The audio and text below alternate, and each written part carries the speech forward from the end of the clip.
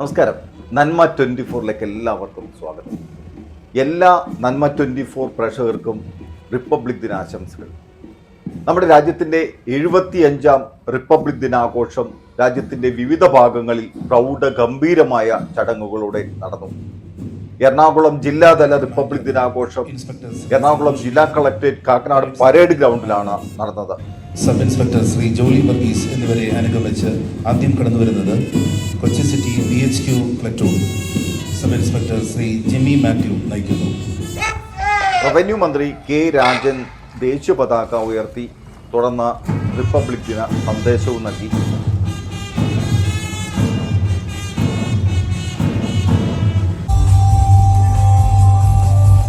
Republic ദിനാഘോഷങ്ങളിൽ പങ്കെടുക്കുന്നതിനെത്തിയിട്ടുള്ള ഏവർക്കും ഹാർദമായ സ്വാഗതം. വർണ്ണശബളമായ റിപ്പബ്ലിക് ദിന പരേഡിന്റെ ആരംഭമായി SHO inspector Shri Santhosh PR second in commander കൈമാറുന്നു.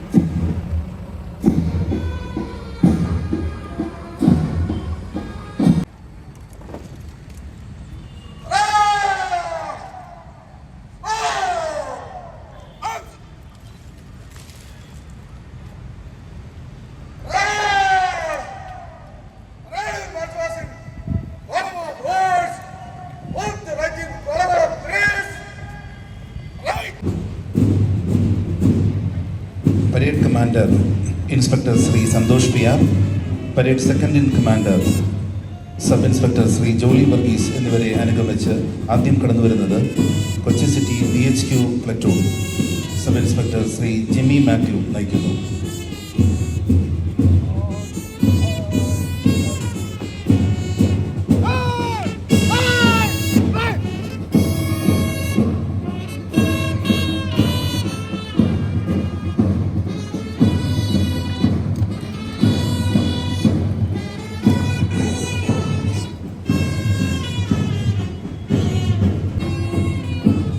Sub inspector Shri Biju PR നയിക്കുന്ന എറണാകുളം റൂറൽ ജില്ലയുടെ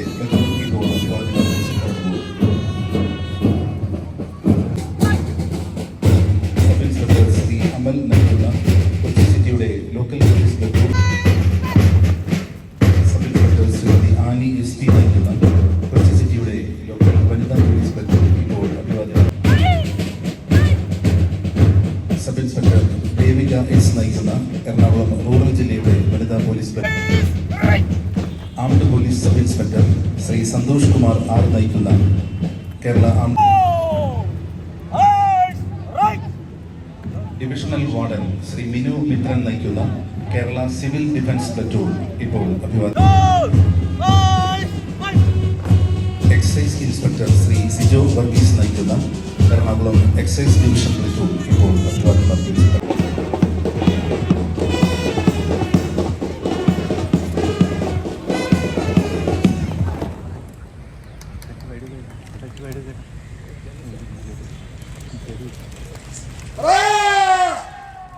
Yes, Lord! Listen!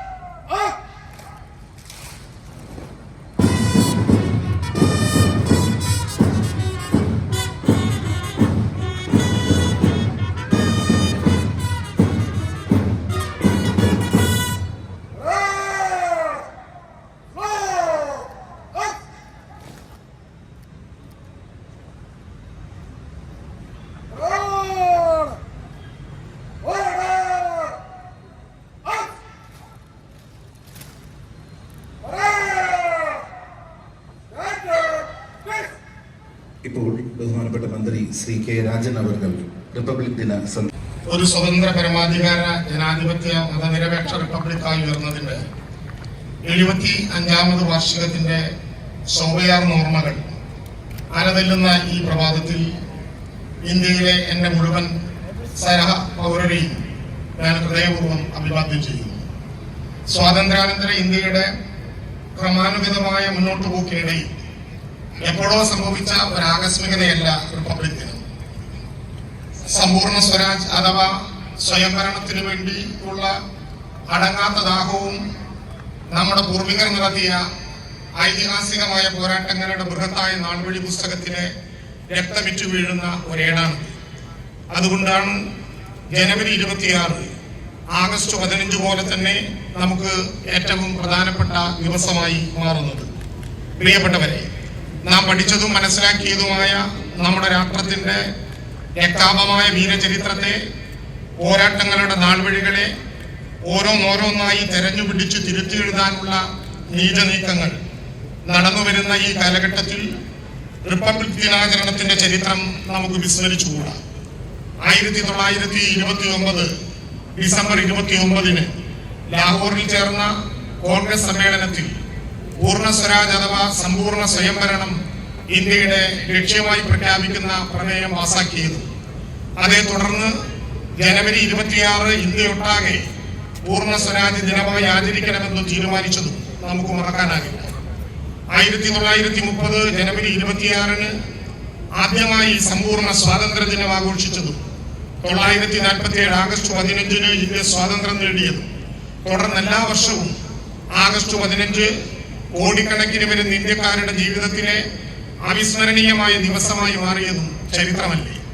ആരെങ്കിലും തിരുത്തി എഴുതിയാൻ പുറപ്പെട്ടാൽ ഇല്ലാതാകുന്നതല്ല ബഹുസ്വര ഇന്ത്യയുടെ മഹത്തായ ചരിത്രവും അന്തസ്സാർന്ന പാരമ്പര്യവും. ഒരു ജനാധിപത്യ രാഷ്ട്രത്തിന്റെ ആദ്യത്തെ നിയമസംഹിതയാണ് അതിന്റെ ഭരണഘടന. ഇന്ത്യൻ ജനാധിപത്യം ഏറ്റവും ശ്രേഷ്ഠമായ നിലയിലേക്ക് ഉയരുന്നത് ഇന്ത്യൻ ഭരണഘടനയുടെ പിൻബലത്തിലാണ്.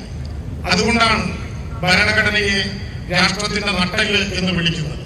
നമ്മുടെ ഭരണഘടന നമുക്ക് നൽകുന്ന 4 അമൂല്യ രത്നങ്ങളെ കുറിച്ച് ഈ റിപ്പബ്ലിക് ദിനത്തിൽ നാം വീണ്ടും വീണ്ടും അഭിമാനത്തോടെ ഓർക്കേണ്ടതുണ്ട്.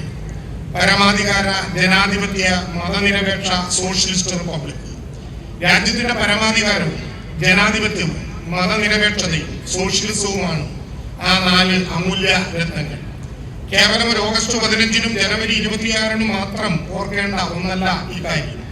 നിരന്തരം പഠിക്കുകയും പഠിച്ചവ പുതുക്കുകയും ചെയ്യുക എന്നതാണ് ഓരോ ഇന്ത്യൻ പൗരന്റെയും ഉത്തരവാദിത്വം.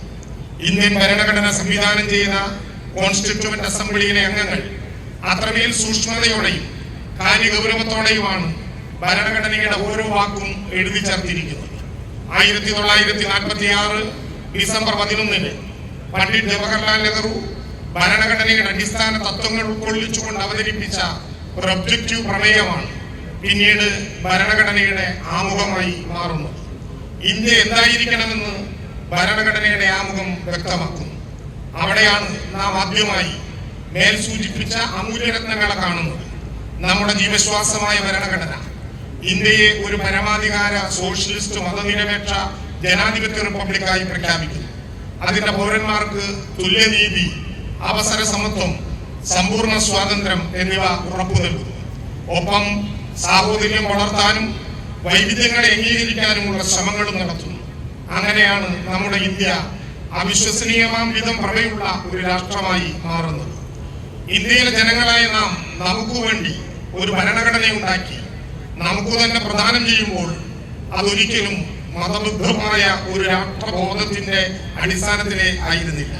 രാഷ്ട്രത്തിന് മതമില്ല എന്നും ജനങ്ങൾക്ക് തങ്ങളുടെ മതവും ആചാരാനുഷ്ഠാനങ്ങളും വിശ്വാസ പ്രമാണങ്ങളും മുറുകെ പിടിച്ചുകൊണ്ട് സ്വാതന്ത്ര്യത്തോടെ ഇവിടെ ജീവിക്കാമെന്നുമാണ് മതനിരപേക്ഷ ഇന്ത്യ ഉയർത്തിപ്പിടിച്ച രാഷ്ട്രമൂല്യം. അതൊരു തരത്തിലുള്ള നിർബന്ധ ബുദ്ധിയായിരുന്നു. കാരണം മതബദ്ധമായ ഒരു രാഷ്ട്രത്തിന് യാതൊരു വിധത്തിലും വളരാനും വികസിക്കാനും കഴിയില്ല. എന്നും അതിവേഗം ആ രാഷ്ട്രം ഛിന്ന ഭിന്നമായി പോകുമെന്നും കോൺസ്റ്റിറ്റ്യൂവന്റ് അസംബ്ലിയിൽ ഡോക്ടർ BR അംബേദ്കർ ഉൾപ്പെടെയുള്ള 389 അംഗങ്ങൾ മനസ്സിലാക്കിയിരുന്നു.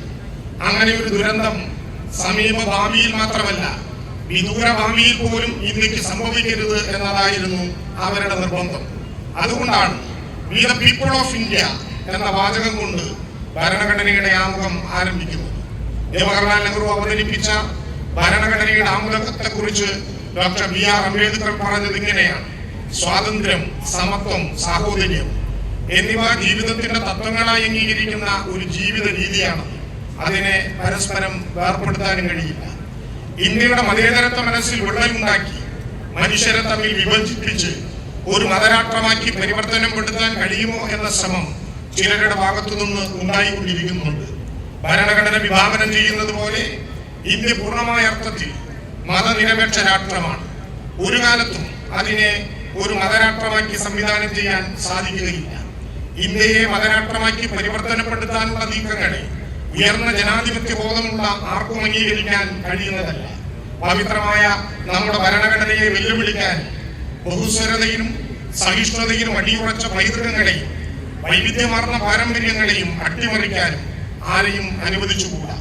ഇന്ത്യയുടെ ആത്മാവാണ് ശ്രേഷ്ഠമായ ഭരണഘടന. അത് അസ്ഥിരപ്പെട്ടാൽ ഇന്ത്യ ഇല്ലാതാണ്. വർഗീയമായ വേർതിരിവുകളല്ല, മനുഷ്യൻ എന്ന ഉയർന്ന വർഗബോധമാണ് നമ്മളെ നയിക്കേണ്ടത്. വർഗീയതയ്ക്കുള്ള യഥാർത്ഥ ചികിത്സ വർഗ ഐക്യമാണ്. ആത്മാഭിമാനവും ജനാധിപത്യ ബോധവുമുള്ള മനുഷ്യവർഗം എന്ന നിലയിൽ രാഷ്ട്ര പുരോഗതിക്ക് വേണ്ടി അക്ഷീണം എത്തിക്കാൻ നമുക്കുള്ള അനിവാര്യമായ ചുമതലയെക്കുറിച്ച് ഈ കാലം നമ്മളെ കൂടുതൽ ബോധവാന്മാരാക്കുന്നു. സ്ഥിതി സമത്വമാണ് ഇന്ത്യ ലോകത്തിന്റെ മുമ്പിൽ ഉയർത്തിപ്പിടിക്കുന്ന മറ്റൊരു അമൂല്യരത്നം. തുല്യനീതിയും അവസര സമത്വവുമാണ് എല്ലാവരെയും ഉൾക്കൊള്ളുന്ന വികസനം എന്നതുകൊണ്ട് നാം അത്യന്തികമായി ലക്ഷ്യമിടുന്നത്. ഭരണഘടനയുടെ ആമുഖത്തിൽ എഴുതി ചേർത്ത സോഷ്യലിസ്റ്റ് എന്ന പദം കേവലം ഒരു അലങ്കാരത്തിനു വേണ്ടി എഴുതി ചേർത്തതല്ല. പണ്ഡിറ്റ് ജവഹർലാൽ നെഹ്റുവിനെ പോലുള്ള മഹാരഥന്മാർ സമയമെടുത്ത് നല്ലതുപോലെ ചിന്തിച്ചും കൂടിയാലോചിച്ചും സ്വീകരിച്ച ആശയമാണ്. നെഹ്റുവിന്റെ സോഷ്യലിസ്റ്റ് വീക്ഷണവും മതേതരത്വ കാഴ്ചപ്പാടും ദേശകാലങ്ങളെ അതിജീവിക്കുകയും അതിന്റെ പ്രസക്തി ലോകമുള്ള കാലത്തോളം നിലനിൽക്കുകയും ചെയ്യും. സോഷ്യലിസവും മതേതരത്വവും ഇല്ലായ്മ ചെയ്യാൻ ശ്രമിക്കുന്ന പുതിയ കാലത്തിന്റെ ശക്തികളോട് സന്ധിയില്ലാത്ത പോരാട്ടത്തിന് സജ്ജരാകുന്നതിനും ഭരണഘടനയുടെ വെളിച്ചം വീണ്ടെടുക്കുന്നതിനും നെഹ്റുവിന്റെ ആശയങ്ങൾ നമുക്ക് മാർഗദീപമാകണം. സബ്കാ സാത്ത് സബ്കാ വികാസ് എന്ന ആശയവും വികസിത ഭാരത് എന്ന ആശയവും മൂർത്തമാകണമെങ്കിൽ എല്ലാ വിഭാഗം ജനങ്ങളെയും ഉൾക്കൊള്ളുന്ന സമഗ്രവും സമ്പൂർണവുമായ ഒരു വികസന മാതൃക സൃഷ്ടിക്കേണ്ടതുണ്ട്.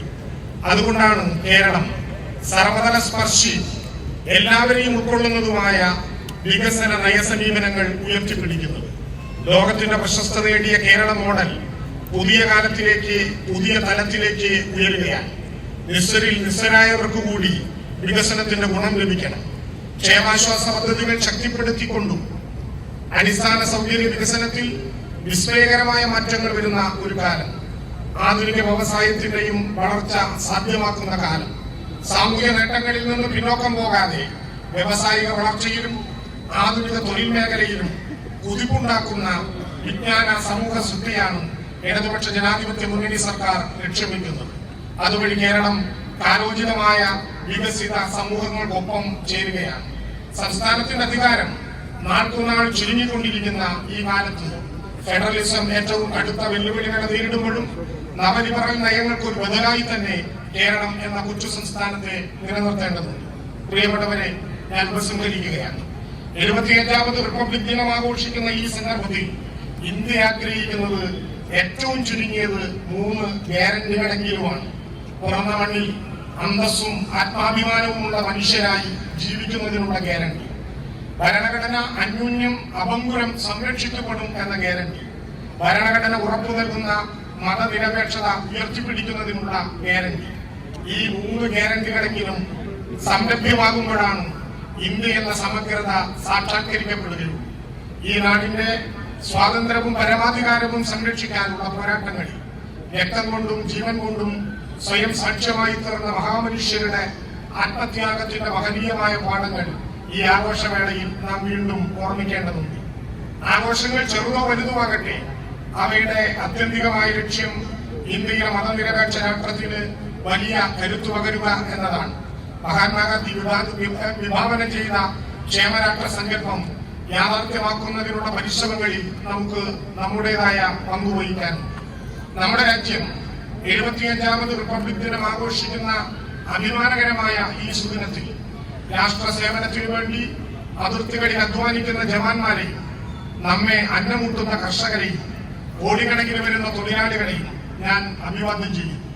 രാജ്യത്തിന്റെ പരമോന്നത പുരസ്കാരങ്ങൾ നേടിയ മഹത് പ്രതിഭകൾക്കും വിശിഷ്ട സേവനത്തിനുള്ള രാഷ്ട്രപതിയുടെ പുരസ്കാരങ്ങൾ നേടിയവർക്കും ധീരതയ്ക്കുള്ള പുരസ്കാരങ്ങൾ നേടിയ കുട്ടികൾക്കും മുതിർന്നവർക്കും എന്റെ അഭിനന്ദനങ്ങൾ. ഇന്ന് ഈ ചടങ്ങിൽ ആദരിക്കപ്പെടുന്ന വിവിധ മേഖലകളിൽ മികവ് പുലർത്തിയവരെയും ഞാൻ സർവജ്ഞന അഭിനന്ദിക്കട്ടെ. ജനാധിപത്യവും മതേതരത്വവും സോഷ്യലിസവും പുലരുന്ന, എല്ലാവരുടെയും ശബ്ദം കേൾക്കപ്പെടുന്ന, എല്ലാവരുടെയും ക്ഷേമം ഉറപ്പുവരുത്തുന്ന, സഹിഷ്ണുതയും ബഹുസ്വരതയും വൈവിധ്യമാർന്ന പൈതൃകങ്ങളെയും ഉൾച്ചേരുന്ന, ജീവസ്സും ചൗതന്യവും നിറഞ്ഞ ഒരു ഇന്ത്യയെ കെട്ടിപ്പടുക്കുന്നതിന് നമുക്ക് അക്ഷീണം എത്തിക്കാമെന്ന ആഹ്വാനത്തോടെ എന്റെ വാക്കുകൾ ചുരുക്കുന്നു.